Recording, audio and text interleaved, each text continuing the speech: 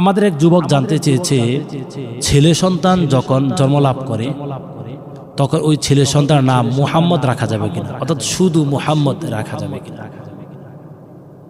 অর্থাৎ আপনার একজন পুত্র সন্তান হয়েছে, আপনি আপনার সন্তানের নাম মুহাম্মদ রাখা যাবে কিনা।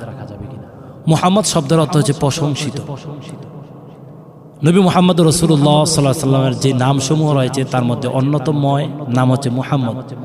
আমরা যারা মুহাম্মদ নাম রাখি এটা রাসূলকে সম্মান করে মূলত রাখি, কিন্তু এখন গুরুত্বপূর্ণ যে পয়েন্ট সেটা হচ্ছে মুহাম্মদ নাম রাখা যাবে কিনা। হ্যাঁ, শুধু মুহাম্মদ নাম রাখা যাবে, তাতে কোনো সমস্যা হবে না, কিন্তু সেটা তো নবীকেই সম্বোধন করে নাম রাখা হয় নাই।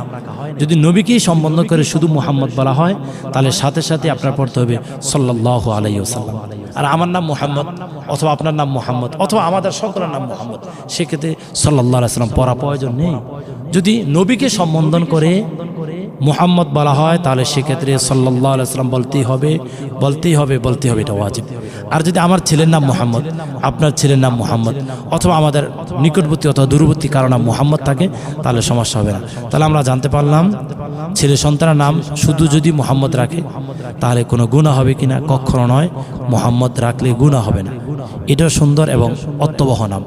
আল্লাহ তাআলা আমাদের সকলের সন্তানদেরকে দ্বীনী সন্তান হিসেবে কবুল করুক, আল্লাহুম্মা আমিন।